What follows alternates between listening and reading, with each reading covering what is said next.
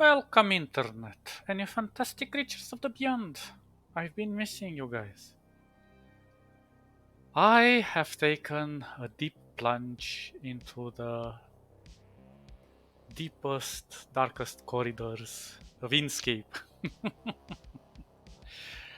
And I've gone down the rabbit hole of extensions with, sorry, not extensions, of filters, with filters editor. Now, wow, I have to say that filters are just a whole nother level of something. And, well, let's just get into it. And I will reference the wiki from Inkscape for most of this video because there's so many tweaks that I could not memorize. So, what are extensions? Well, let's make like a simple object here, an ellipse.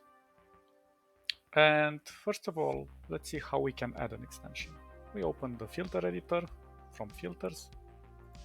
We click plus, or we click open this and click plus over here. And if we want to rename it, we can rename it over here. We click it here and say shadow, for example.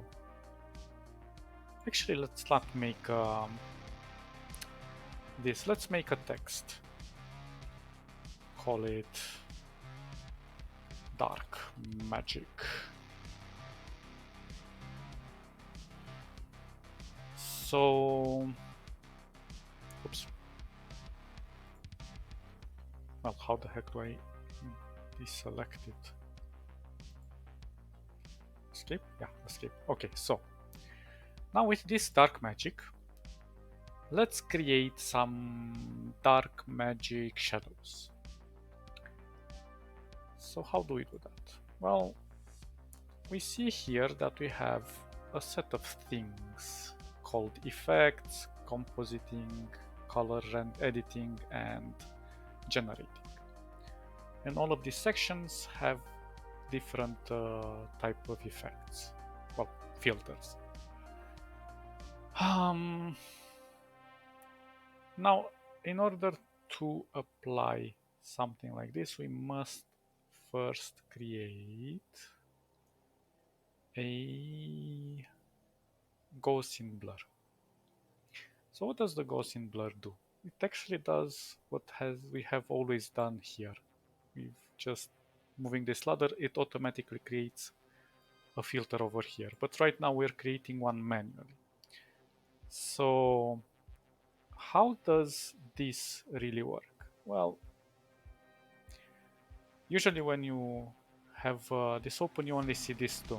But if you click this button over here, it shows the other ones. Unfortunately, I could not figure out a way to make this for work. Either because Inkscape updates probably left them here for a later use, but in the past they did work to some extent. These two at least. These two I have no idea how to implement.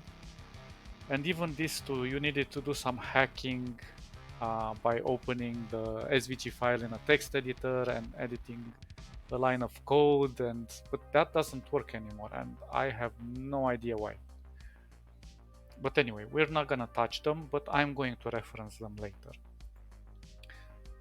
But since we added this Gaussian blur, we have this little arrowhead over here. This arrowhead is actually very, very important. This is the input. So how do we work with the input? We can actually click and drag on it. So we can apply it over the source graphic, which in our case is the text, but it can be anything. It can be a picture, it can be a shape, it can be a path. It does not matter. But if we apply it to the source path, to the source alpha, sorry, and we give this a actually, first of all, we have to also apply the filter. We see that it turns it black. So if I apply it like this, it's just the normal blur. and we can also control it on the X and on the Y axis if we disable this. See? Actually, this is the X, this is the Y. Anyway, so that's one way to do it, and the second way is to apply to the source alpha, and this turns it black. Obviously, the source alpha has more functionalities to it. It doesn't just turn it black and that's it. It's more to the transparency or opacity. It's quite complicated to explain alpha in just a simple context of what this does, because different filters have different effects over the alpha. And yeah, I'm not gonna dwell too much on this, but for this purpose, we're going to do it on the alpha. But what's the point? This is basically using the text. We're not duplicating it, and that's the cool thing. We do not have to duplicate it because we have another filter called is it this one, or yeah, it's this one. It's offset. So the offset basically pushes our text left and right, but in the same bounding box. Technically it's over here, but it's creating this distance from it. Okay, that's really nice, but again, it doesn't solve our issue, and that is very true. So we also need to add a merge, and the merge can have two types of input. Let me see if I'm doing this right. Because this one is a bit sneaky. Okay. Okay.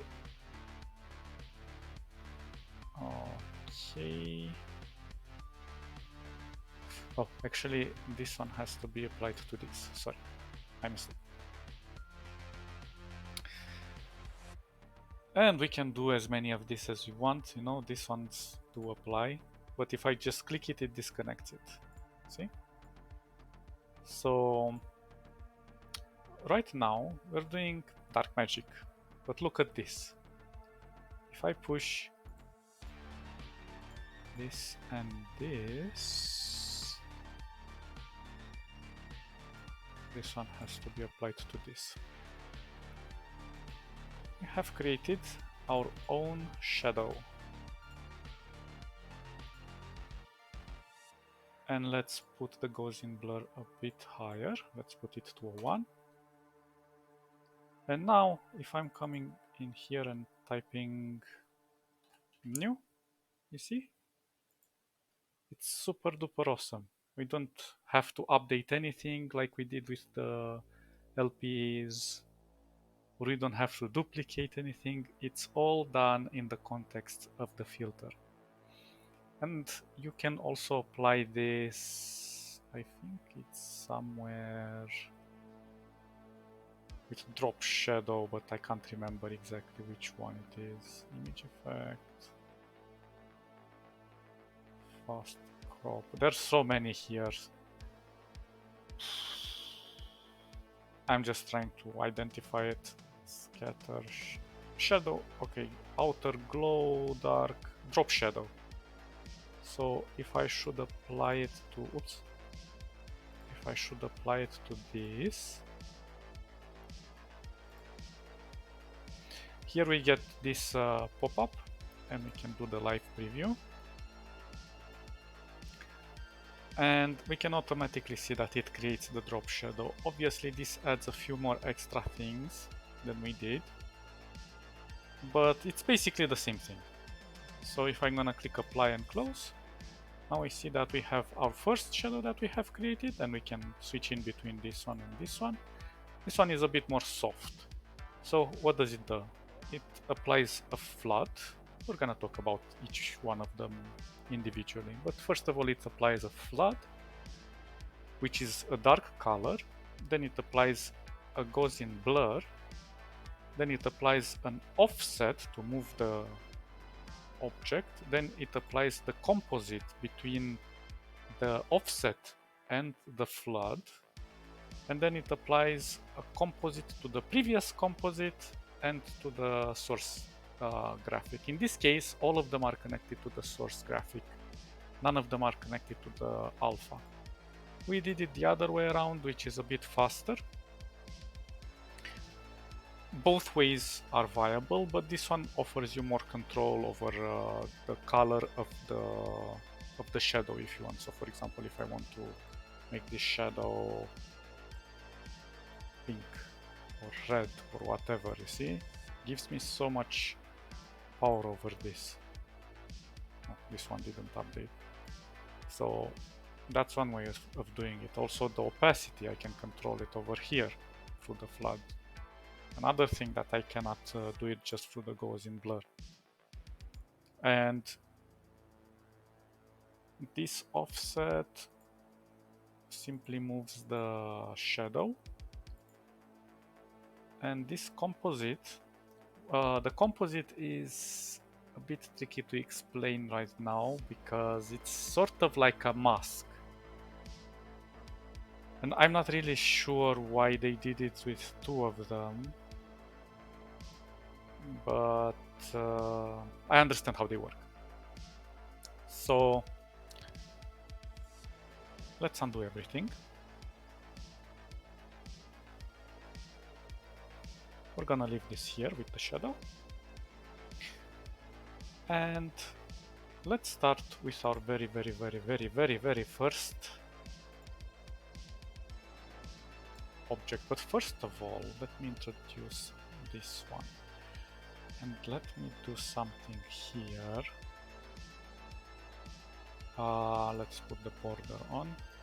And we're going to use this a bit later because it's very important for a specific filter, which, believe me, it's crazy what rules there are to make this filter work. Anyway, let's create a rectangle out here outside. And we're gonna just use this at the moment as an example, but let's create a new filter. Okay, and I'm gonna jump over this one because this one is extremely difficult to explain right from the get-go. And I can't explain them individually because they don't do much individually most of the time. And I kind of have to combine them a bit. And I'll explain. So for example, if we're gonna do the displacement map, you can see that both of the inputs are connected to the source graphic. So right now, if I should move the scale, apply this, we can see that it's just kind of doing a weird offset. And we don't really understand what this alpha, green, red blue thing, you know? Why do they act like this? And this one is freaking amazing. So, in order to make this work better, I'm going to apply a turbulence. And I'm going to put it under the turbulence, put this one here. I'm going to connect this one to the turbulence, and the second one I'm going to connect it to the source material. I think that's how I did it. Or is it the second one and the first? Okay. Sometimes you have to mix them up because I don't know exactly the order. It's not very well specified which one is which. So I think this is the input and this is the output. I don't know, it's a bit tricky. So for example, if I'm gonna push this size to the displacement, we can see that it reacts in a certain way. Now, Obviously we can play with the details and the seed and blah blah blah, or we can make it a fractal noise if we want something more convenient. But the size usually, displacement map usually works good in conjunction with other filters, not alone. And the thing is that you can mix a lot of filters and duplicate them and create all sorts of crazy stuff. And right now we're just applying it to an object, to a rectangle. But you can apply this to an image, to a path, anything you can think of. So it's a very powerful thing. Now the alpha, red, green, and blue, these ones are difficult to put in words without showing you the documentation. Just a second, I'm gonna get to it. Let's see where it is. And we're doing displacement. Where are you, displacement? There we are. So the displacement map. Well, this is kind of difficult to interpret, but what it actually does is that you can distort a bitmap, which basically means an image, with another bitmap. So I'm not gonna follow the examples here because they're quite tricky to do, and usually it's much easier just to use the predefined filters in Inkscape from up here, because you have for distortion and everything. Otherwise you will have to create some very specific color coded shapes, save them on your computer, and then import them through the image filter and then combine them with the displacement map to create these things. And I'll probably do some of these tests later in another video because they're quite finicky and very specific in how the code coloring has to happen. So for example, the values have to be exactly 127 on the RGB scale, and you have to work with RGB. Although this wiki is a bit outdated because it's from the era of 0.45, the version 0.45. It's more or less accurate in its description. There are just tiny inconsistencies. Back then the alpha was 255 for the RGB scale. Let me show you guys. So right now the RGB on the alpha is 100, but back then it was 255, the maximum value, because here you can go to 155.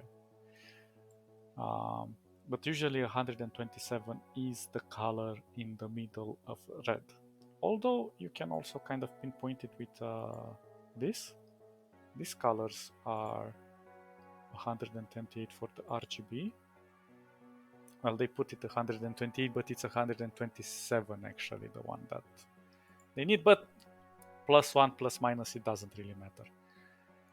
It should be in that range. So Inkscape has color coded this palette very, very, very carefully. It's very powerful. As you can see, it knows how to mix the color in here accordingly to green and blue and so on and so forth. So you can do predefined colors directly from over here. So these first ones are the ones that you can combine in the middle with RGB. You can try to do it with the other ones, but I find it kind of finicky because it changes the hue a lot. Maybe in the HSL or HSV. Again, you kind of have to pinpoint the hue. So yeah, it's not very useful. The RGB is the way to go in this case. And this is one of those rare cases where RGB is very imperative to how you um, create colors specifically. But the point is that green is ignored. So this color should be gray. And what is gray usually means that it's not affected. So in this case, if we're trying to only isolate the center part for this magnify sort of effect, we have to do it on two axes. So you have to do a gradient on the vertical, on the horizontal, with red on this side and green on this other side, and then another one overlapping, as a separate image that goes with a gradient with green on the top and blue on the bottom. And then you import both of these images, you overlap them over your image, and then you create this magnify with the displacement. But again, very tricky to do, and it's usually not worth doing it manually because you already have the predefined versions. Plus, you always have to import the images via this way. So when you're clicking this, you can only import the image. You cannot take an image from your canvas. And this SVG element is not implemented, unfortunately, which is some of the things in the filter editor are not finished. So you could encounter some drawbacks to this. For example, tile is not implemented, though it's here, it's not working in any shape or form. I tried everything, but I just can't make it work. And even the wiki says that it's not active, it's disabled or something like that. So, what have we done here? We were doing the displacement. I'm gonna remove this. Displacement in conjunction with turbulence. So in our case, we have distorted this shape, and the more you push it, the more these effects react in certain ways. Of course, you can create some interesting effects, such as watercoloring also works like this. But again, you have to kind of identify where you have to place it. Oh, and the red and green with the displacement map for this can also displace elements on different axes. This little bastard. Okay, sorry for the technical difficulties, but this is Inkscape, and such is the art of Inkscape, and of course nothing was saved of what we did. Perfect. Never mind.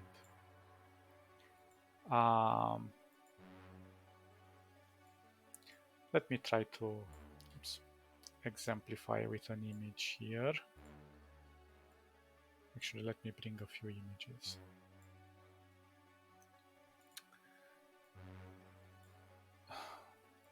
Okay, where are you? Where did the effects go? The filters. Okay. So, again, we create a new filter. Let me just save. And in this filter, we were talking about displacement now. So we're going to apply the turbulence again on the top. So this one is attached to this one, this is attached to this one. So right now, if I want to apply it to this image, I select the image, I apply the filter, bam. Of course, I have to also, did I apply it correctly? Oh no, the other way, sorry. Like so. So as you can see, the displacement is pushing things over, but so is the turbulence. Maybe I can just lower it a bit. Usually if it's pushed too much, sometimes it goes out of boundaries, but it doesn't affect it here. Well, you don't have to go that strong.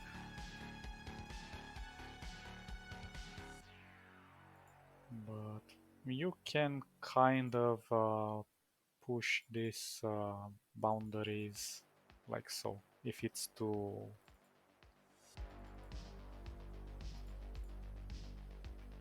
if it's cutting out because of the bounding box. So you can do this thing like this. Turbulence can also work in different axes. But we can also do the fractal noise, which for some weird reason also resets the position. And this one works a bit different. And we're gonna discuss what's the difference between turbulence and fractal noise a bit later, but there is a big difference between them. So the displacement is really cool. And what's awesome is that if you want to apply it to more things, just select them and apply the filter and bam. Just like that. Easy peasy. And obviously the size of the image also counts. And you can kind of enlarge this effect, but it's a bit finicky. So okay, we have discussed turbulence. Okay, let's create, let me actually disable the filter on all of them. And you can see it really creates an interesting effect, sort of like a painting. Okay, next, okay, let's also name this to this placement.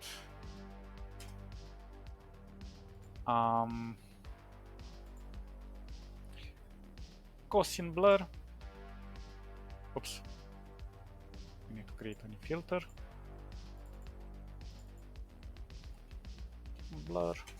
This basically does what we have discussed before. Simple things. Nothing too crazy, you always have to apply the filter. But as you can see, it can apply to anything. Image, shape, path, etc. And if I try to put it to this, it's gonna turn it black, obviously. But as I showed you, there are other ways to do it. So we're done with the filter. With the blur. Let's do another one. And do a save. Because we might crash it. Morphology. Morphology is quite an interesting one. So let's create another shape here. And I'm gonna duplicate this, make it a bit smaller. Disable this, bam. Okay, we've created this shape, okay? So we want to go into morphology here, and we have two options, dilate and erode, whatever.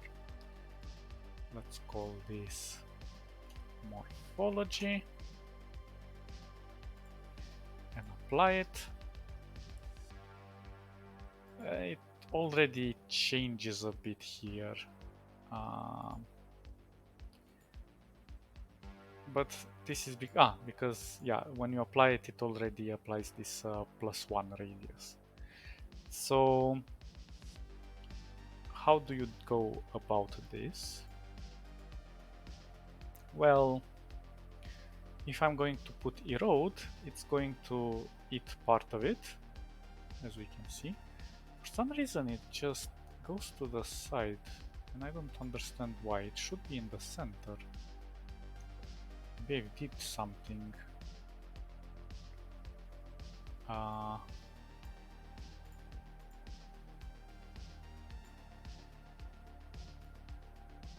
Which is kind of strange, this behavior. I don't know why it's starting from this corner.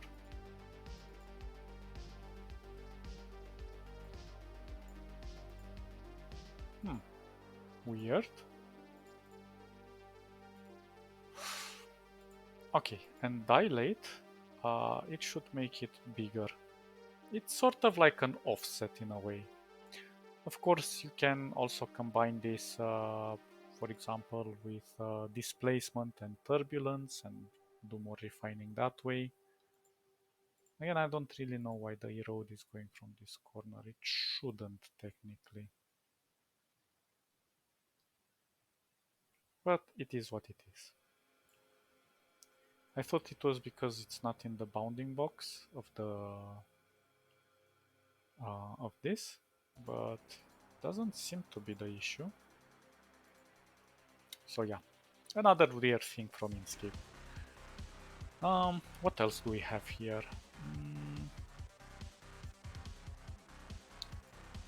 We have offset, which obviously it's gonna just move the object, but as I showed you, you kind of have to combine it with other effects in order to work.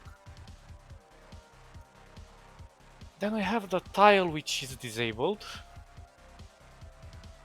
Now, the problem with blend, composite, and merge is that on their own, it's not gonna work. And let's see why.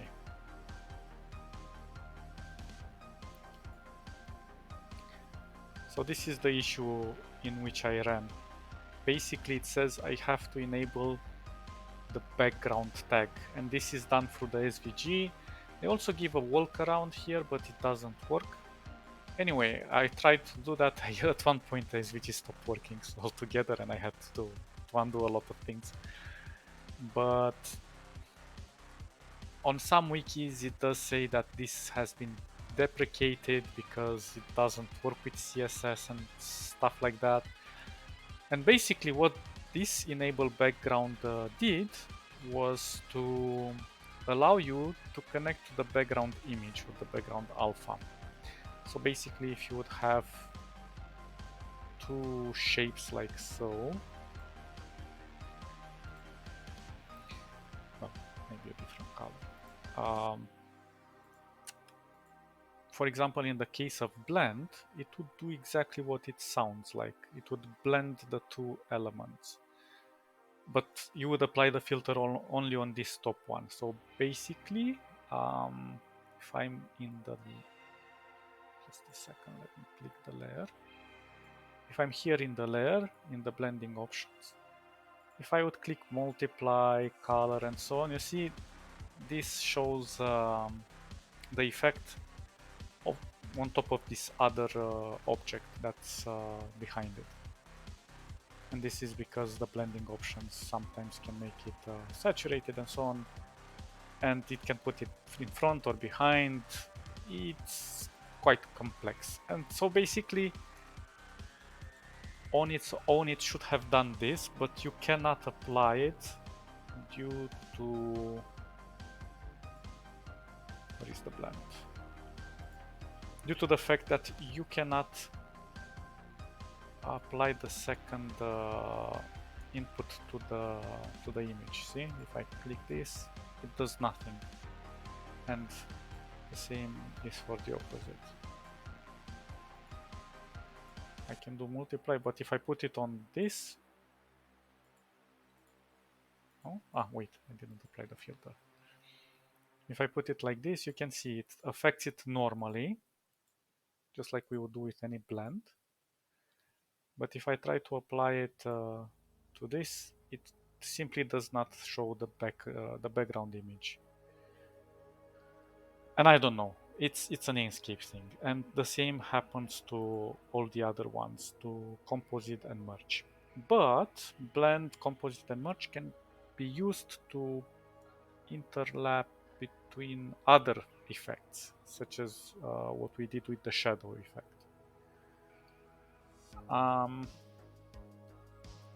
It's finicky, but it's doable. The point of us going through all of these tests is not to create our own filters, because that is really hard and it's very technical, but mainly to understand how to edit the predefined filters. So when we're looking at something, we know why those values are there and how they can be manipulated, because some of them are so complex and have so many sub options that it's scary. It's really scary. So in this case, I'm going to jump the blend composite and merge from our testing, but here it shows you how they should technically work if this option could have been enabled, or if this workaround would have worked. And you can kind of ignore all of this because basically you can do it the normal way. You don't have to do it through the effects. But as I said, these effects do work between other filters. Now the composite is something special, and actually the composite we can do. Let's try to do it like so. Let me think. Okay, so let's remove this blend. Let's add a composite, and now let's add here an image. So for the image, I am going to, let me see where they are. Downloads. Let's take this castle again. As you can see, actually, what happens if I only put the image alone, it's going to replace the shape. Now, this is why I say it only works with other effects, other filters. If I put the composite now, in order for it to show the sphere, I mean the ellipse behind, I have to connect this other node to the ellipse. If I do it the other way around, it's going to show the ellipse in front. So this really matters how you set it. So doing this is super awesome, super nice. Now we can't edit this aside from the arithmetic. So we have the default, which is basically over. I actually don't know why the default is over here. It's the same thing. Default or over are the same thing. So over means that the image is going to be on top of our ellipse. If I take it in, then the image is going to, the ellipse is going to act as a mask to the image. Now, technically, this is kind of what happens when we apply masks the normal way. But this is a very powerful tool if you want to do very fast masks over images. I mean, you can also apply them, well, you could apply them over some other effects, but we have to get into that a bit later. I'm gonna show that on the flood tool.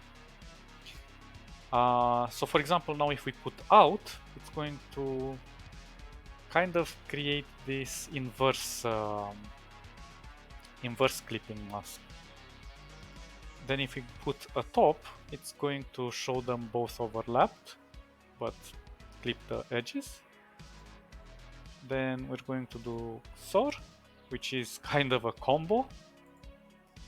Lighter, this one is, how should I say, it puts the image at an opacity for what's inside and kind of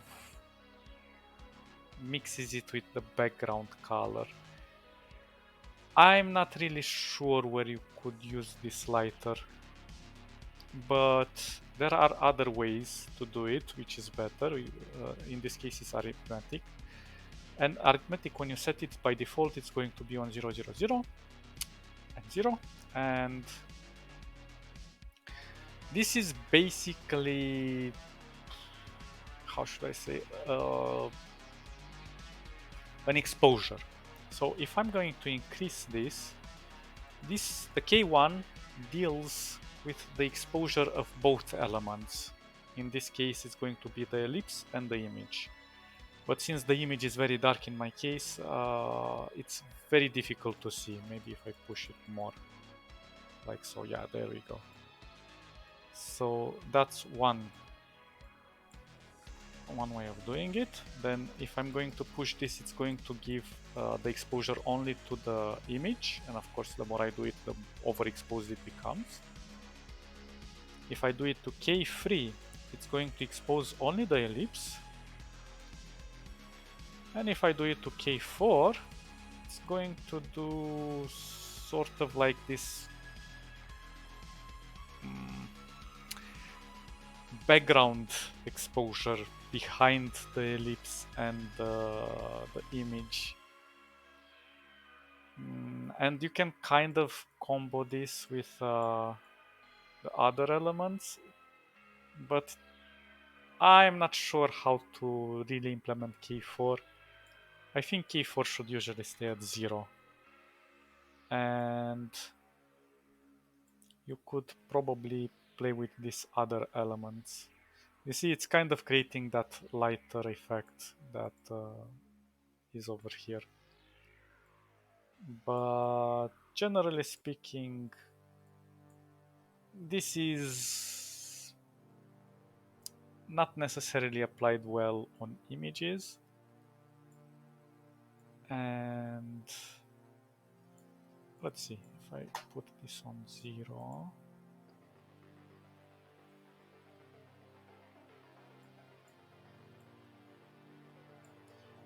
I think there is a way to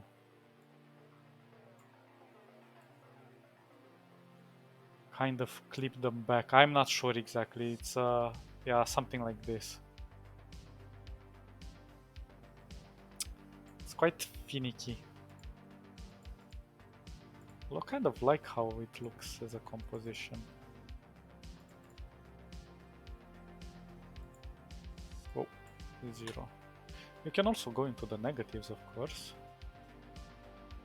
How do we remove this?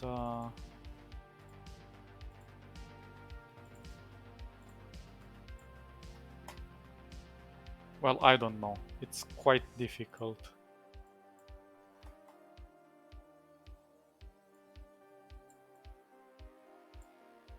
Yeah, it's complex, but if you kind of get the idea of what affects what, you can shift these values here when you're in a multi-layered effect. So the one that I can think of is watercolor, that kind of applies this composite and matrices and so on. Good. So we have done this. Let's disable our filter. As you can see, this was always a simple ellipse. Now, let's do a new filter. This one was called composite. Good.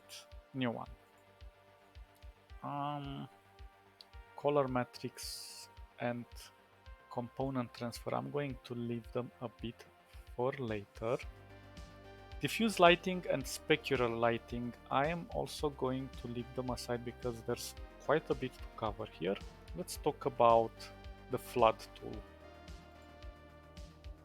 Now, the flood tool is one of those tools where you have to combine them with other filters, because if I apply the flood tool like this, it's going to cover the entire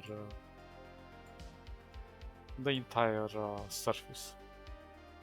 So how do we circumvent this? We just apply a composite and put in, and then we drag this to the source graphic, and voila. And you have many applications and controls from over here, but for example, on this case, I can basically add a blur if I want to. Where's the Gaussian blur? See? And we can push it, and it's an interesting way of doing it. Although we could just do it much simpler normally. But again, these filters are more powerful over images because we cannot apply these effects over images, like for example coloring, or I mean we could with some masking, but again, this is a short way of doing it, and in a more complex layer, the predefined filter, it's going to give far more control than it's possible the normal way, or at least it's gonna be easier. Okay, so this is the flat tool.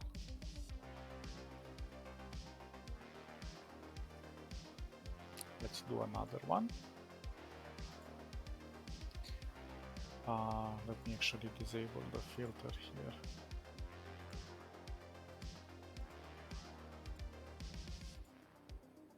Okie dokie, so now we have image, which I have discussed, turbulence. Turbulence is one of those filters.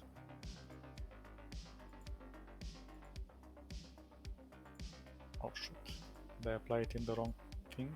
Yeah.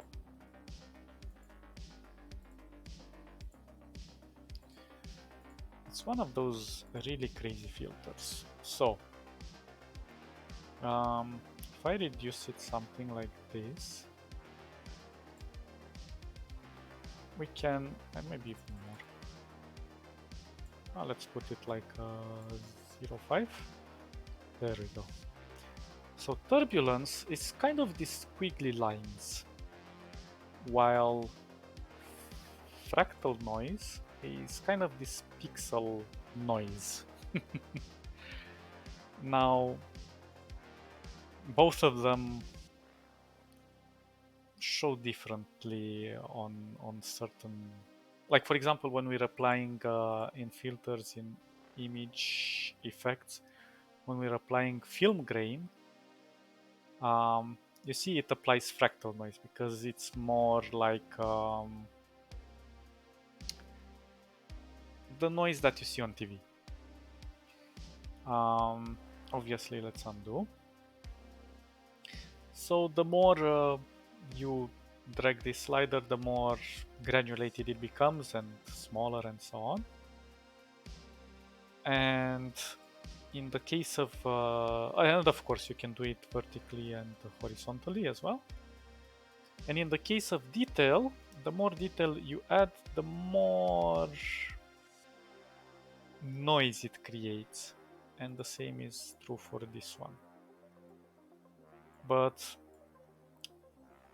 I noticed that if you do a lot of this and you put that detail to the maximum, Inkscape starts to lag sometimes. So try not to push it too hard with this one.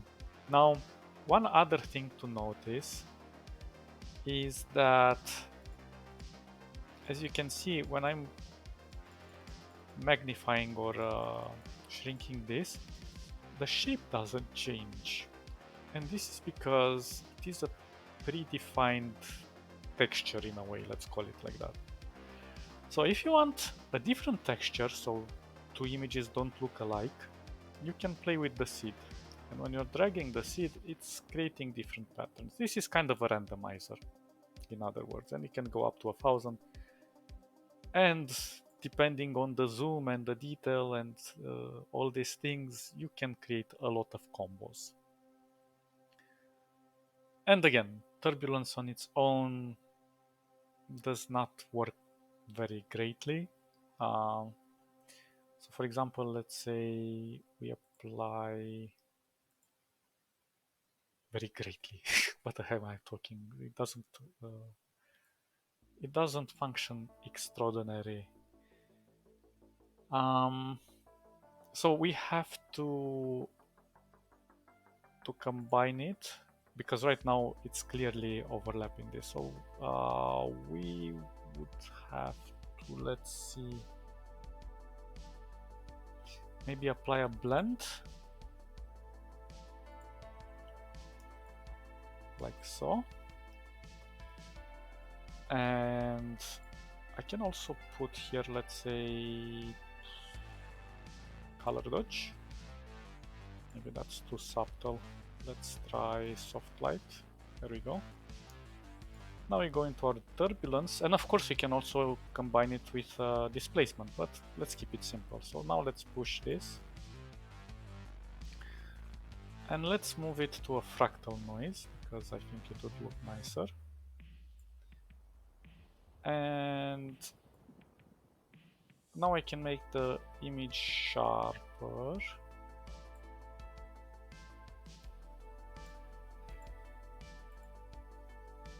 And let's see, hard light.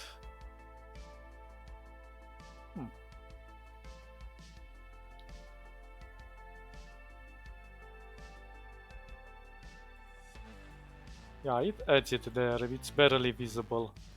But it adds so much detail. Like, if we look clearly over here, where this red pixelation is happening, if I disable it, you see it starts losing this color. So it really pops up the image a bit. Maybe it's a bit too strong. And again, you can add, for example, as I said, a displacement. Maybe we put it here. Maybe we also combine it to this. Now if we push the displacement, but it's not visible anymore. Let's go with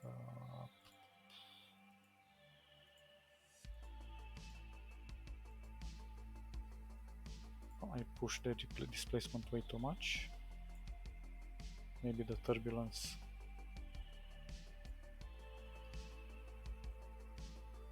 Maybe I should do it this way.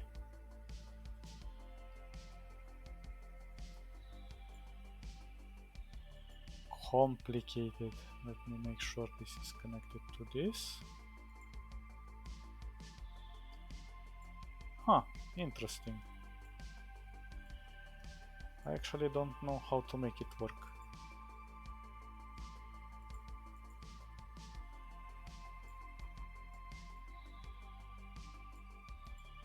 Now let's try this. No.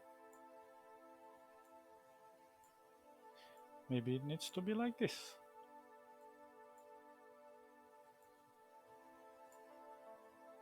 I don't know.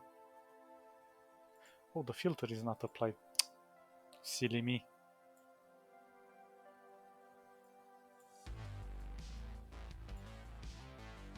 There we go. So now if I push the displacement with the turbulence, and let's go back to maybe color dodge. There we go. It's very strong, I know. Maybe we can even add something like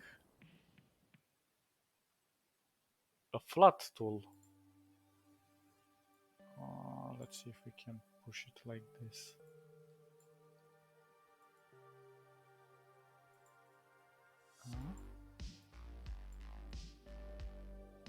See how awesome it is. It's really powerful. Although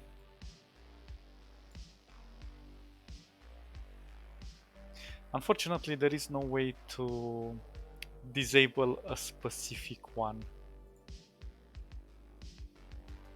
Nah, let's just remove it. So yeah, you can do some very powerful effects. But again, doing your own effects is one, time consuming, two, very technical, three, very frustrating at times, because it's not as simple as just doing one of each. You sometimes have to duplicate a blend or duplicate a turbulence. Even when with the predefined ones, it's the same. So let's call this one turbulence. Disable the filter. Now let's talk about diffuse lighting and specular lighting. Diffuse lighting means let me think. Like when your seeing the light coming from the sun, and it applies over a wide surface. Well, also it's more related to the material of the object as well, because some objects intake more light, and for example, if you have a plastic object, it's going to diffuse the color over the surface more. But if you have a metallic object, it's going to be more concentrated and more shiny. So that's more specular. Let me see if they have this explained better over here with some images.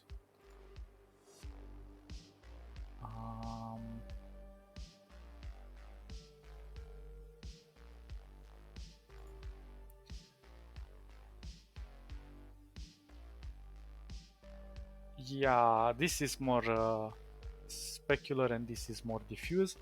And then you can have a combo between the diffuse and the specular. And yeah, there's a lot of details going on here. But we're going to try our own version. So the one thing that's very weird, so I'll need to enable the border.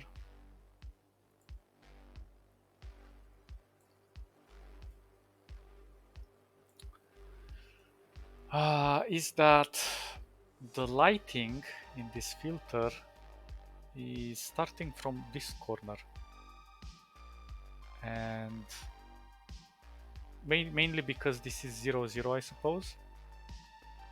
So yeah, keep that in mind. That's the 0, 0 coordinates where it starts to...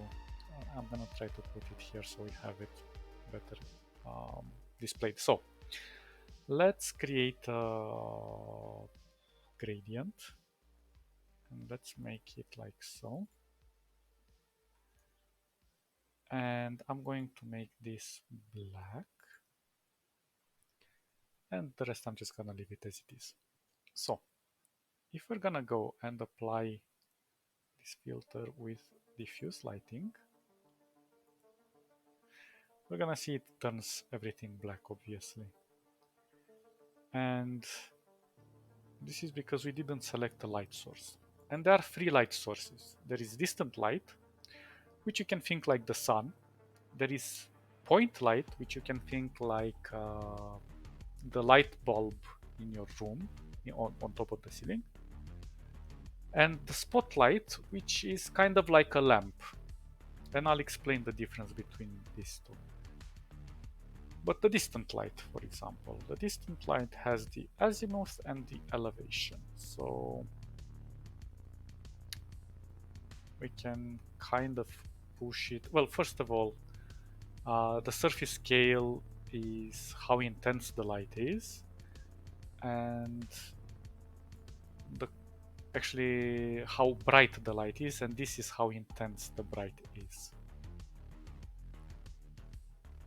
And we can notice that we get these distortions, and one way to fix this is to go get a Gaussian blur, apply it here, and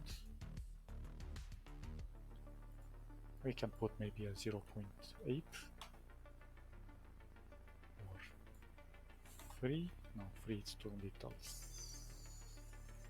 6. Okay, 6 looks nice. So you can do this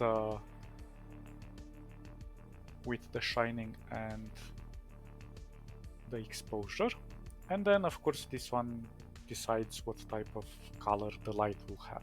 So let's say we're gonna go with something like a blue.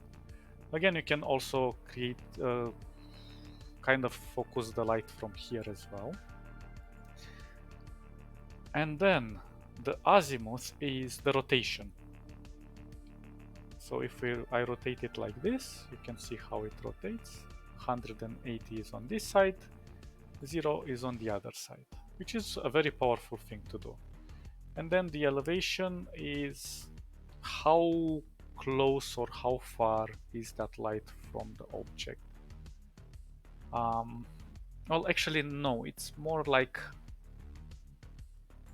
the sun being on the horizon and then going higher. And then it creates this intense lighting. Well, of course, if I remove some of this, I can see better, you know. But of course, there are many things to take into account. So let's just keep it simple. Keep it like this. So this is the distant light. Now, if I'm gonna go to the point light, the point light requires the location. So this is why I said that it calculates the distance from this corner. So for example, this is the x coordinate. So let's say I give it 100. See, it moves to the right because it pushes somewhere in the area of 100. Then if I give this one 100, it's gonna push it a bit lower. And this one is on the z coordinate, so basically this is the height. So if I'm gonna give it a 50, you see it's more intense now. If I'm gonna give it a 10, it's less intense. So yeah, it's tricky. Let's see if I can push it with 10.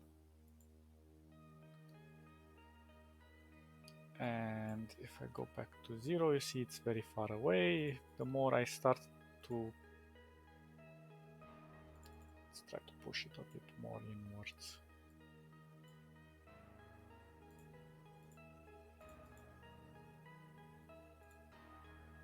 Something like this. So now if I'm gonna push this intensity, you can see how it reacts. And of course, I can also control these parts and how much shining it's going through and how much exposure. And then if we're going to the spotlight acts kind of like the point light. The only difference is when you have a lamp on your desk, you can orient that lamp wherever you want. So for example, I'm gonna say here 100 by 100, and I'm gonna give it again a 50. No, 50 is too much. Let's say 10. Now it's acting sort of like the spotlight. The point light, sorry. But if I'm gonna push this, you can see that it's changing direction. So I can combine it something like this, and then I can push it further. And then we also have, well, this one is a bit difficult to explain. This is kind of like how much light I'm letting go through a slit. You see, the more I go like this, it's more open. The more I close it, it becomes narrower. And then this is kind of sharpening, well, actually kind of limiting how much light I'm leaving in. Let's see if I can put it here like so.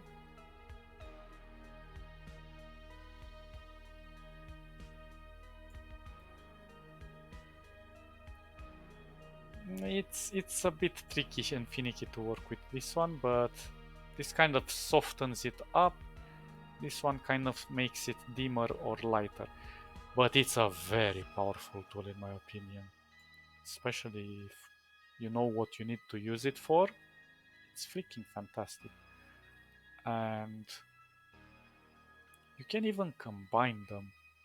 So for example, if I'm gonna go with a distant light like this and I want to make another duplicate,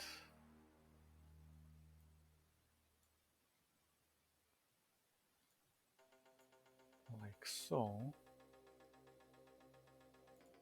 I can tell it go on the opposite direction. What the heck, why did this, oh shoot.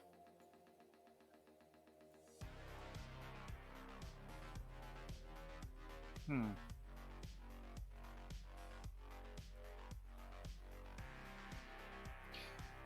Well, there is another way to do it, but I can't. Oh, I think it's with merge. Let's try it. Duplicate it. Now let's try to merge it.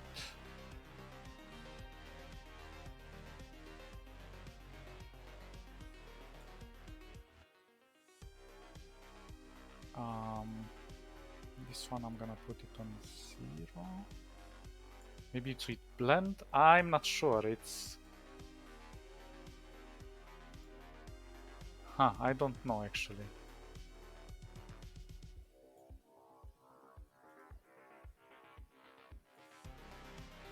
So this takes priority if I push it. Oops. Yeah, so I am unsure how to do this.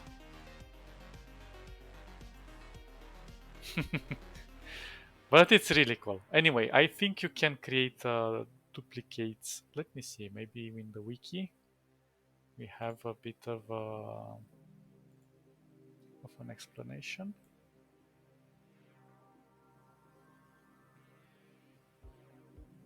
Because as you can see, you can have a light here and you can have another one here. And have different light sources. Yeah, I'm not sure how to do it at the moment. But again, it's tricky and finicky, but really awesome at the same time. And then you also have, so this is the, where is it? The diffuse lighting.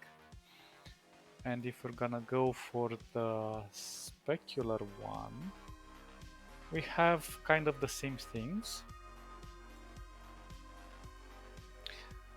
But we also have the exponent and constant here. And again, we have to select. Oops, I didn't select this. So it works a bit different. Of course, I need to select the color.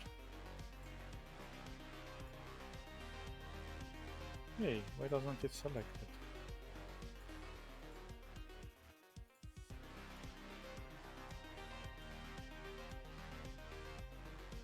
Okay, I'm not entirely sure what's happening. Oh, I need to move it somewhere in between here. Maybe the azimuth must be a bit... Yeah.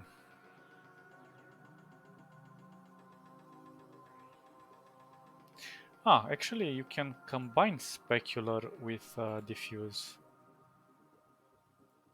Let's see. I think I need to do the merge. Let me see. Merge.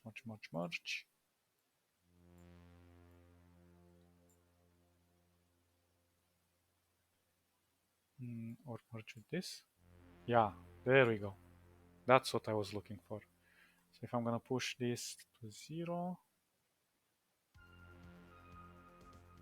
and I'm gonna push this to blue.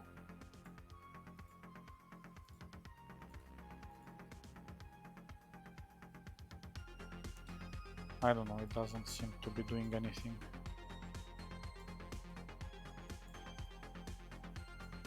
But why? It should work. Maybe I need to put the input from over here. Oh, I didn't select light source.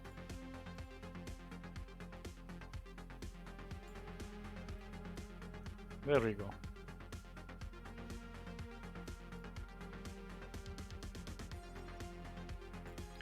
Of course, this is very accentuated right now, but you can see how powerful this is. Simply by just shifting some things. Of course, I didn't apply the blur, but really, really powerful. And of course you can mix the things with points and spotlights and whatever. But it looks freaking awesome. Let me see, let me add a blur as well. Blurry, blur, blur, blur. And we put it on 0.6. There we go. Oh, that looks quite nice. And if we want, we can also apply a composite.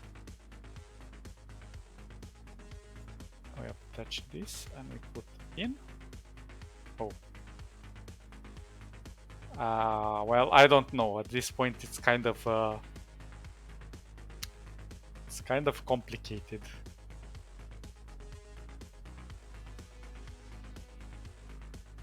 Yeah, I'm not really sure.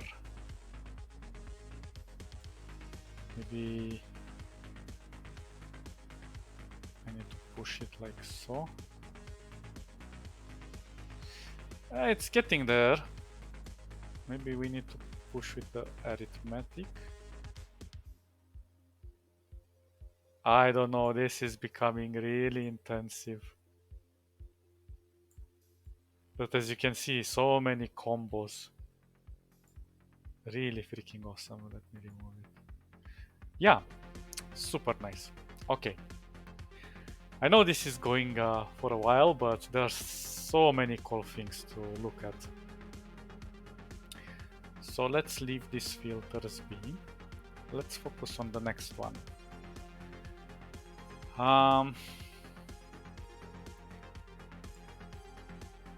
Okay. The next one is gonna be even more complicated because... So this one was... I forgot to name them. Never mind. Let's just click filter, filter, filter. So the next one is going to be the matrix, the color matrix. So color matrices are freaking awesome. They're so awesome, in fact, that I don't know how to describe how awesome they are.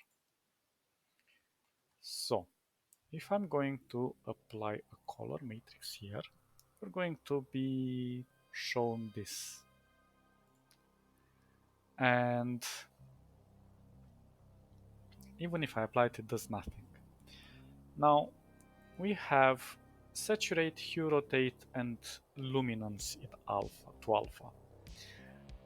Now the saturate is quite easy. It just turns this to black and white. Super useful if you want to make a black and white image or desaturated. Hue rotation, well, this one basically takes you through the normal hue and applies the color of the hue based on the value. In other words, it just uses this slider. But you have to kind of see what is the value of the slider. So if I'm going to 264 to get this color, it's going to be kind of here next to the green. If I want it red, it's gonna be on 0. So if I set it to 0, it's gonna be red. If I'm gonna set it to, I think it's 255, no, it's 360, sorry, it's also going to be red. But since red is already kind of the default color, it's not gonna change anything. And of course you can apply different shades of orange and whatever. So that's really nice. And the luminance alpha basically creates the inverse of the saturation. So the saturation is like this. The luminance is kind of the polarizing version. Quite an interesting effect. But then you have the matrix. And the matrix, well, we have to go back to the wiki. So the matrix. Come on. The matrix looks like this. Basically, it can create interesting effects such as this. but what you have is actually red, green, blue, alpha, and this is, I forgot the name of this. It's called like something that compensates. So let's see. Can I get? But why aren't they showing?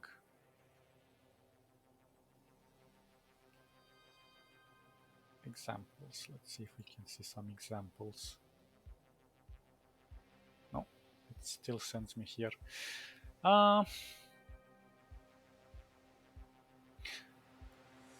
Well, so this is the red, this is the green, this is the blue. We can also see kind of some information here, but it's not all that useful.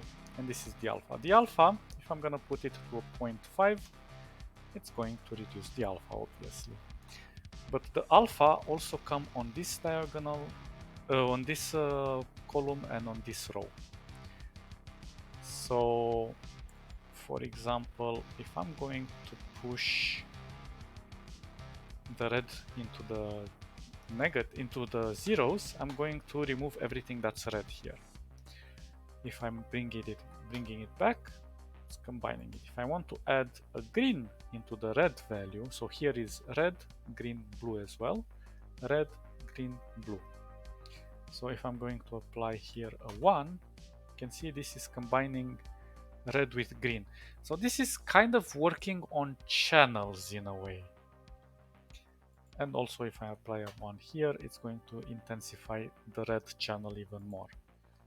I can also go into the negative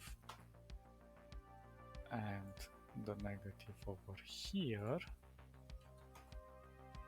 and the negative over here, but now it's black. And this is the moment we have to add these extra values over here to calibrate the colors. So as you can see, now we are creating the inverse effect, but it's also colorized. It's not the luminance. The luminance is in black and white, while the matrix keeps it still with the color ratio, but it's inverted. It basically inverts red, green, and blue. And of course, you can actually affect the alpha as well. Oh, no, what am I doing? Of course, this one has to be on 0. Oh, I put 10 here, 1. Yeah, if you want to intensify a color, go like this. Really nice. Now, if we want to remove to have one specific color, we keep it like so, but there is also another way, and we can also, let me see if this works.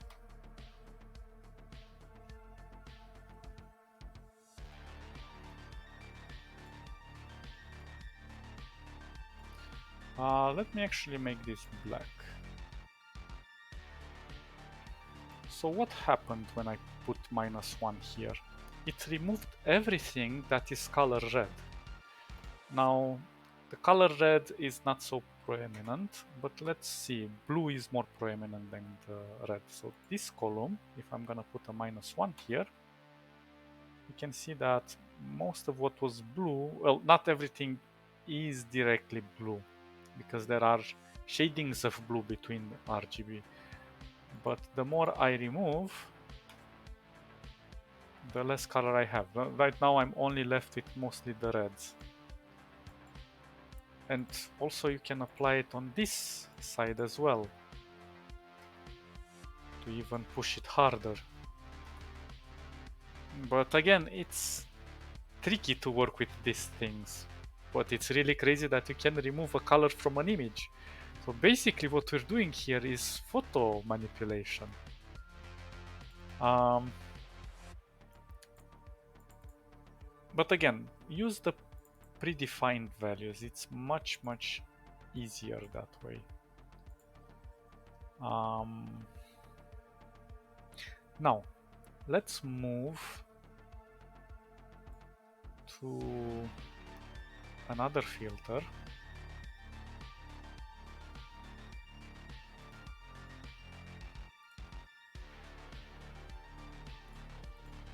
Let's go to filter temp, and let's add the component transfer. Now the component transfer is very difficult to explain because all of these things do the same as the matrix, but not quite.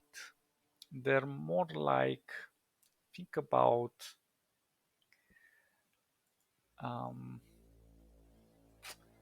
it's more like curves, like we're editing curves, but they're different type of curves. So let's see if we can get any information here. No, the component, this is all the information we get in the component transfer. And it's not very useful, but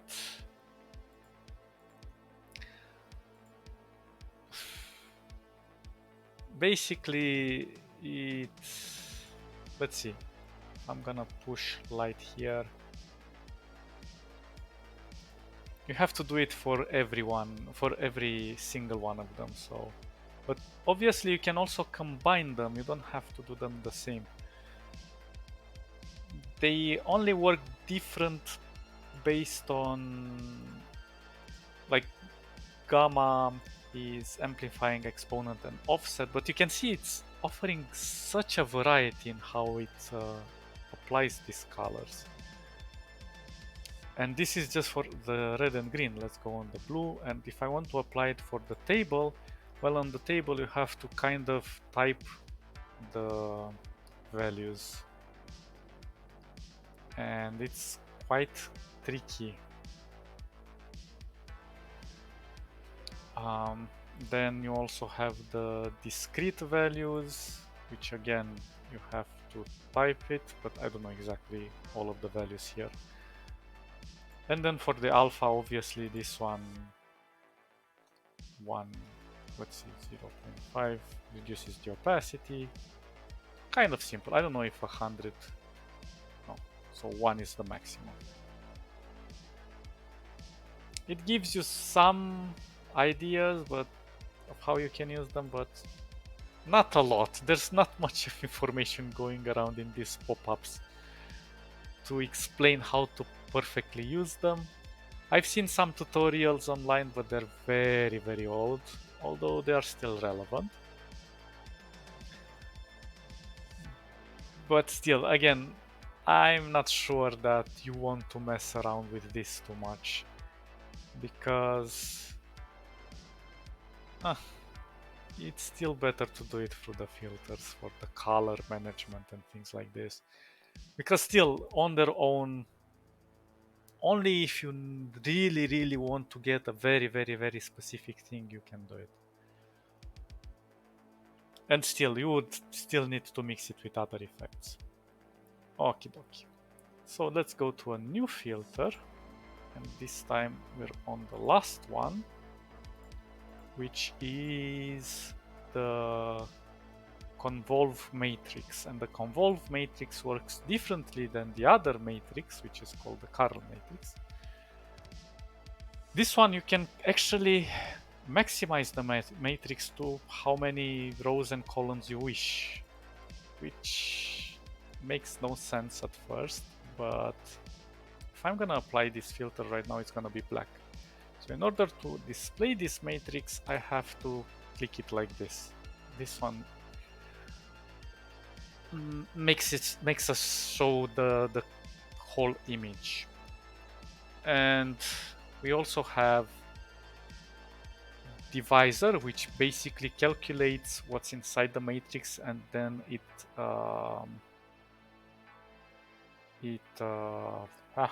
divides it on based to this number over here. And this one, the bias is kind of an addition. It's sort of like a gamma correction in a way. And then you have the edge mode, but this one is kind of finicky. You can leave it to none. It does say that it determines how to extend the input image as necessary with color values and blah blah blah. And the preserve alpha is for the opacity. If you have opacity and you want to preserve some of that opacity to some extent, you click this icon. Now let's have a look at what we have in the wiki for this one.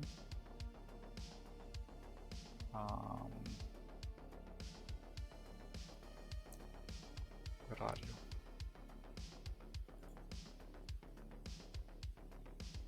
Come on, open up. So this is kind of what I was saying. This calculates what's inside the matrix, it divides by this number, and the bias is the gamma.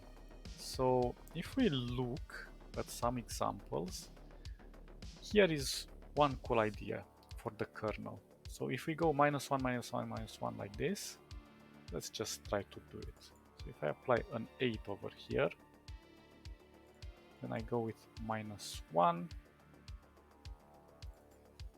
-1, I'm not typing,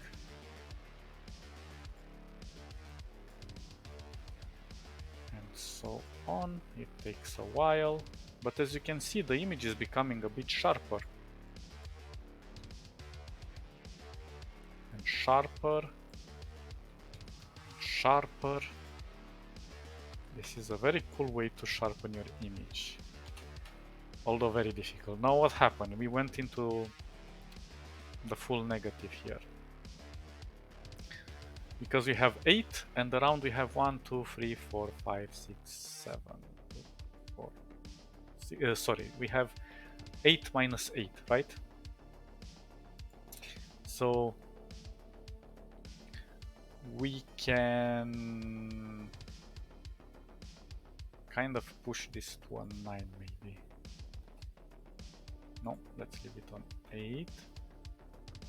Let's push the divisor with the alpha. No, in the negative. There we go. Ah, it's on the... I only had to push this up. So as you can see, we've created this effect. If I'm gonna go 9 here, it brings some of that color back. But again, we can divide it from here and also play with the alpha to kind of, and of course the edge, but the edge I'm not entirely sure how it applies.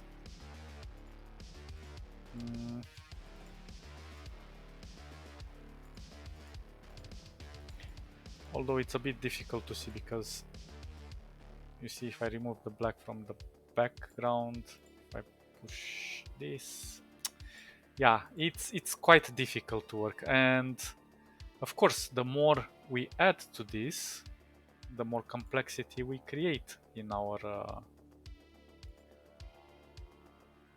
thing here, because we can even create the idea of a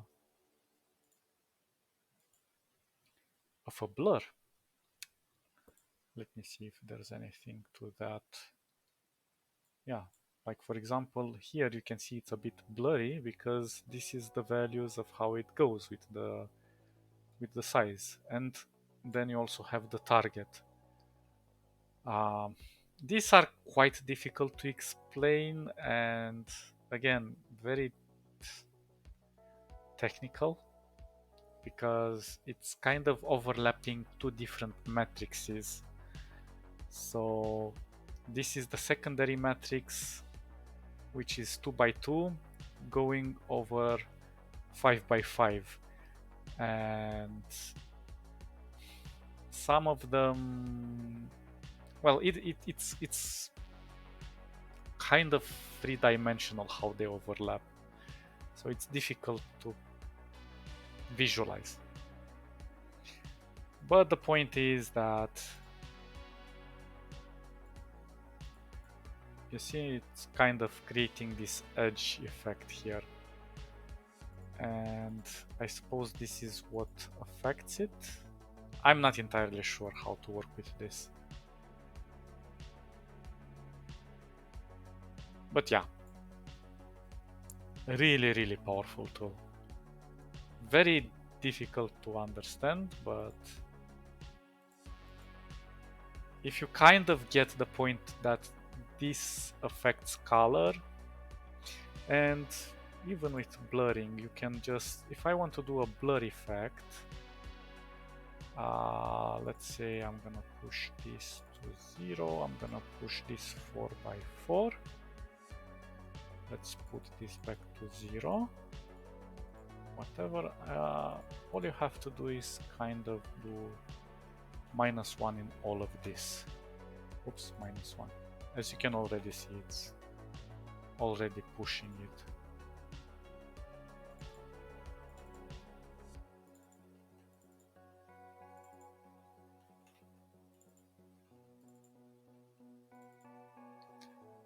And the more I do it, the more...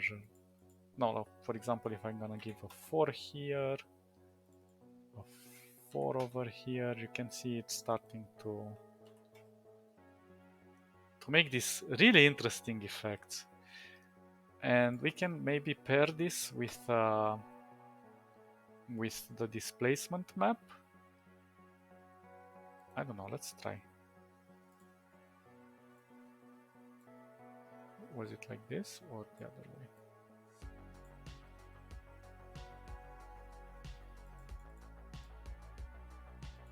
Well, I'm not entirely sure. Let's see the other way. It's pushing it for some reason upwards. Anyway.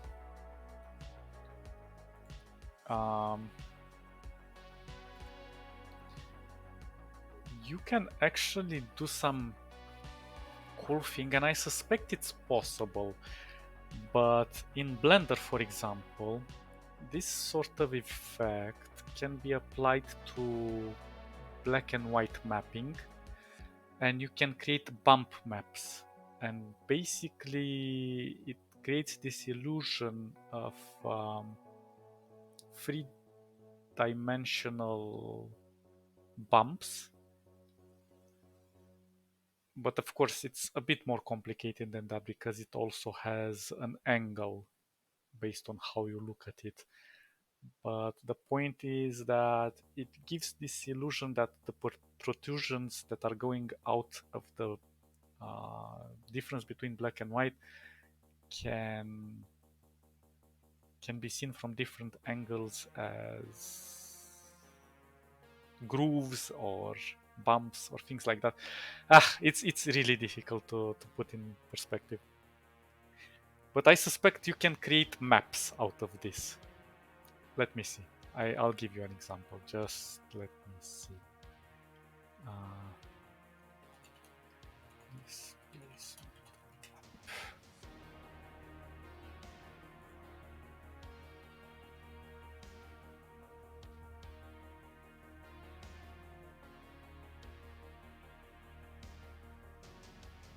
So basically something like this.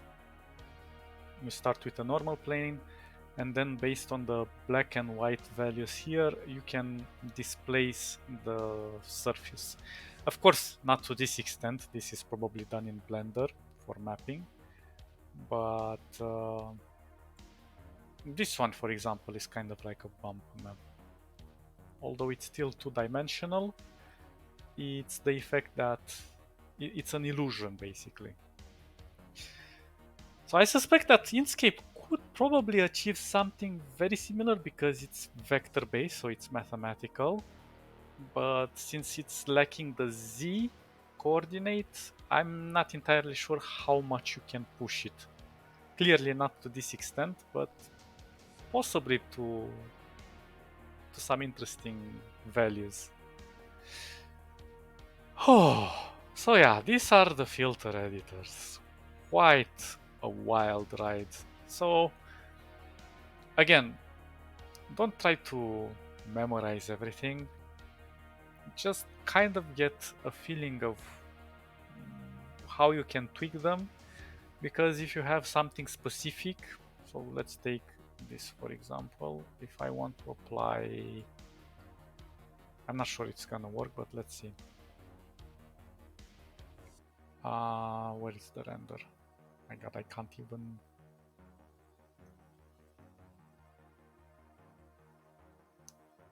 For true textures,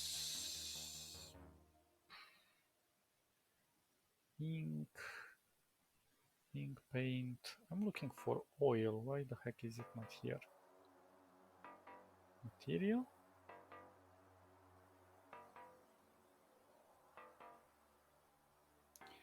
I can't even remember right now. Okay, let's just do whatever. Organic. As you can see, we have turbulence. Now we know that in the turbulence, which is attached to the source graphic, we can push it and create this interesting, beautiful waves. And then we have the specular lighting, which we can change the color if we want. And of course we have to change the intensity if we want it to become even more visible. You see, we can make this kind of glowing effect, like since it's specular and it's not diffused, this gives the idea of a metallic kind of surface. But then we have the diffuse, and again we can also change the color here, and this goes over the entire surface. Maybe I can make it a bit more like so.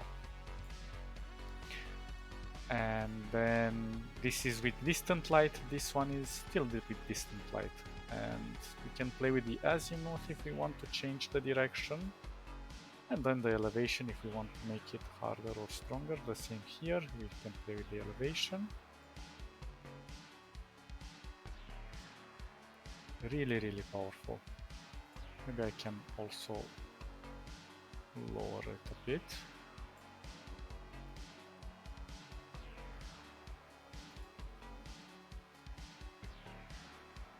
There we go. And then we have the blend. The blend is with multiply in this case, but we can do a color burn, a screen. I think color burn was looking really nice. No, it's very powerful. Unfortunately, there is no way to soften it up. I can't reduce the opacity on this. But we can do like overlay or hue or saturation, color. Luminosity is very powerful. Difference, let's see. That one is very fun. And darken. Darken isn't that all powerful. Yeah, let's keep it on multiply. And then we have the composite. As I said, K1 and K4 you usually leave on 0. This is going arithmetic.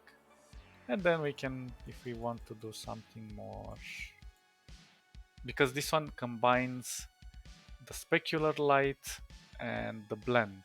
And the blend is taking the diffuse light. So basically, it's cascading. So it's compositing the specular with the diffuse. So we can show which one we want to let through more. K3 refers to the diffuse, K2 refers to the specular. So I'm gonna put it back to 1 and 1. And now if we go to this last composite, this is an in, and this is applying to the alpha. Now if I would apply this to the graphic, it wouldn't do anything, it seems. But this is cascading all the way from the turbulence to the specular to the blah blah blah. So let's see if we put it on out, it's going to show the out. If we put it atop, it's going to show still top. SOR is going to kind of do the same, but this is because all the other elements are kind of getting in the way. This is showing everything, and then you have again arithmetic, but with arithmetic is more complicated. So let's put it back to over, no, to in was actually. And as we can see, we understand better now how we can control all of these things. Where the heck was watercolor? Ah, here it was. Okay, let's try to disable this filter and apply a watercolor as well. So watercolor, as we can see, it has sploshed our entire Panda. But we know we have a Gaussian blur, which is set on 15. Let's see what happens if we put it on 1.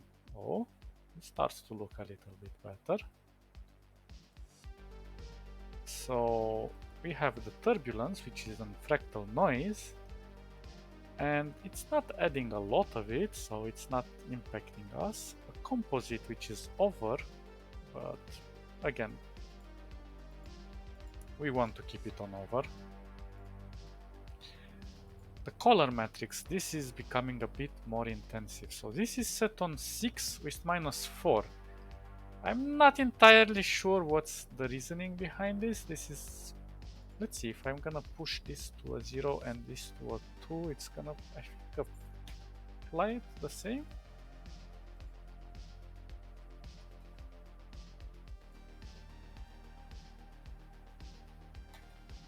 Oh, it was a 6, sorry. I don't know. Technically it should be a 2 here. This is kind of the calculation that it's done. Displacement map. This is going to push our Panda around, I suppose. Oh, it's actually the edge.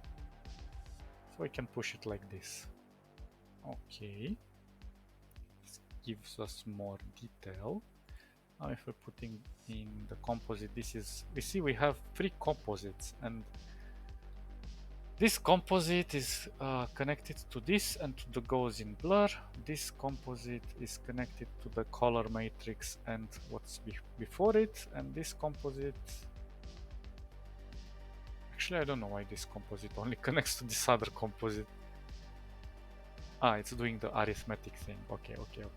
So you can have 2 of them like this, and then you have the blend, which is multiply. Again, we can do it. Let's try a color burn. Let's put this back to 15, and now we can see that our splash has changed. Let's give it back to multiply. We soften it up. Screen. Oh, this one is interesting. So yeah, really awesome. And if I really want to mess with the turbulence here, I can increase this, but maybe not that hard. But as you can see, it changes the shape of this. I can also go to turbulence, which makes it even more trippier. Then let's go to blend and maybe go to a multiply. Or maybe even a color burn, let's see. Yeah, that's even better. And if we want, we can add extra things in here, although it's kind of difficult because of all those composites.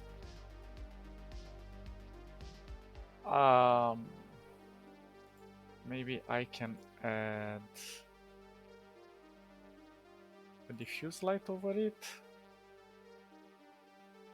I don't know.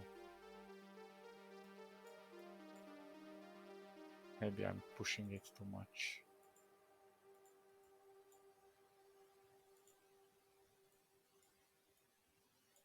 Oh, actually we can't, because it has to be, the freaking thing has to be here. Yeah.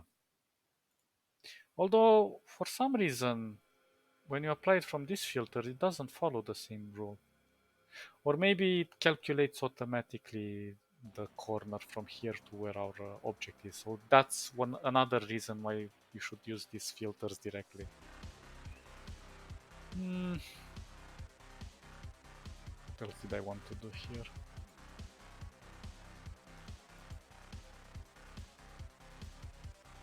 Well, there's nothing much left. But as you can see, it becomes much easier to manipulate these filters to the way you like them. So yeah, I hope this was informative. It surely was for me because I've learned a lot. I kind of really wanted these things to also work. These background images, because those would simplify some things. You would not need to import the images here from generating and so on. You just use something from behind. And should I try one of that? Oh, it's gonna be a tough one. Let's see. Let us see. We're going to try to create one.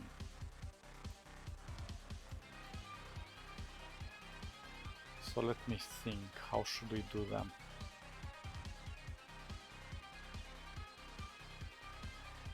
Okay, let's do something like this.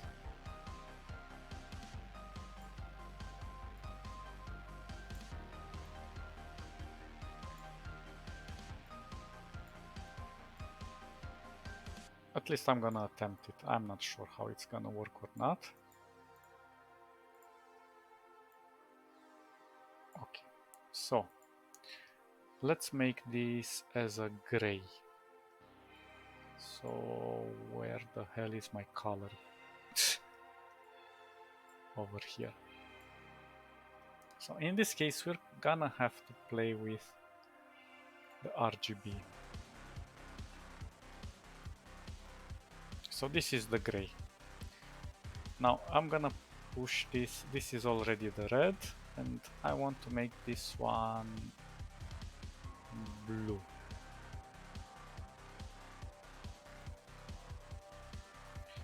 Okay, so having this free like so, I'm going to export them. Okay, export. And now for this one, let's disable this filter and let's create a new filter.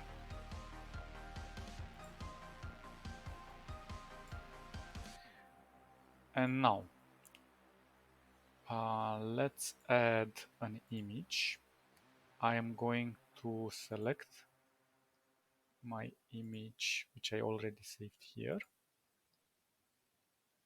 And this is going to be applied over this. Now, as we can see, this goes out of boundary. So in order to fix this, we're gonna go to 0, 0, 1, and 1, 1. Now that fixes the boundary. I don't know what this line is doing over here, but whatever.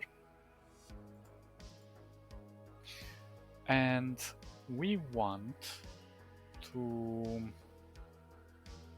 displace it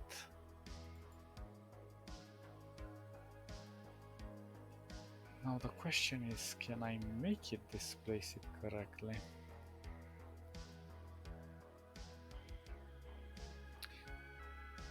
I think it's the other way. Let's see. It's like this.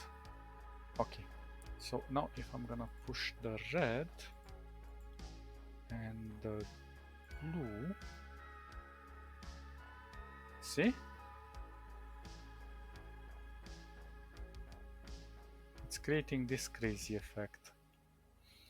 Now, to be honest, from what I have read, is basically that you have to kind of combine these colors. So in this case, I would combine this with, not yellow, maybe with blue, like so. And this one I would combine it with green, or maybe with red. No, not with red.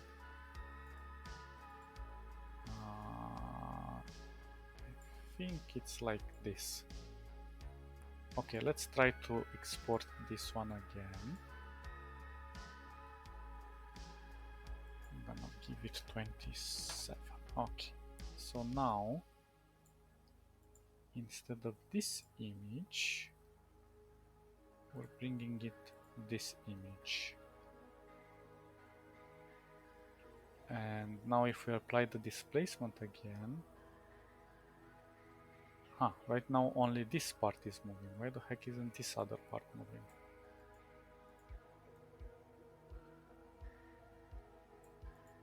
Maybe this one has to be blue.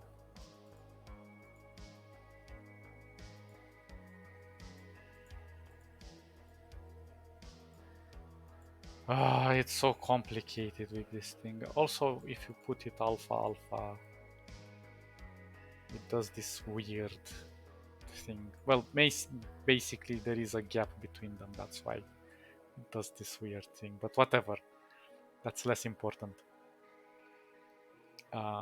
Let's see, red and green, red and blue, blue and red. I don't know, it's, let's see, green here, blue here.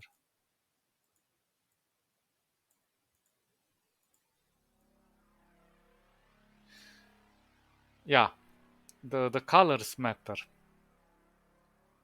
and I'm not entirely sure. Let me go back to the other one.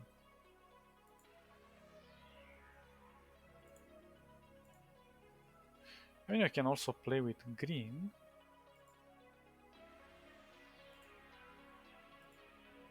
Let's see now. It's still affecting the same way.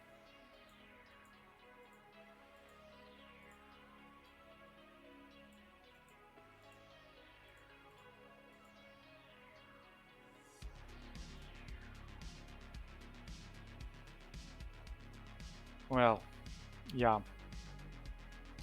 I'm not entirely sure. Now it's going diagonal. Still, quite cool that you can do this with just an image. This is basically the mapping of the displacement. And it knows that the green doesn't have to shift, and based on the color coding of this, it goes in certain directions. But again, it calculates based on the values of these colors. Tricky, but cool. And the same can happen with the other thing, with the zoom and with all the crazy little details that you can do. You can even create certain elements that you may want to move. And believe it or not, you can actually do animations in Inkscape, but not the way you think. It's not gonna animate in Inkscape, obviously. You would have to use some JavaScript extensions, and those are for far later when we're gonna get into those. Basically, we have them over here, set attributes and things like that. And you could basically create this illusion of animation based on these elements and how you move them in proportion with the displacement map and the image itself. Although the only thing that I don't like about the image is the fact that you always have to import it and you can't take anything from here because this is not implemented. It even says on the wiki. And even if you try to implement it somehow, let's take this one. If I'm gonna push the SVG, is gonna take the initial path, and whatever you type here, it's not gonna work. And even if you try with position and might, I don't know, it's really weird. Whoa, okay, we've gone through a lot for almost 2 hours. But I think we've did some really good black magic here. I certainly enjoyed it. Okay, guys, you stay awesome, and I'll catch you in the next episode. Bye, bye, bye, bye, bye.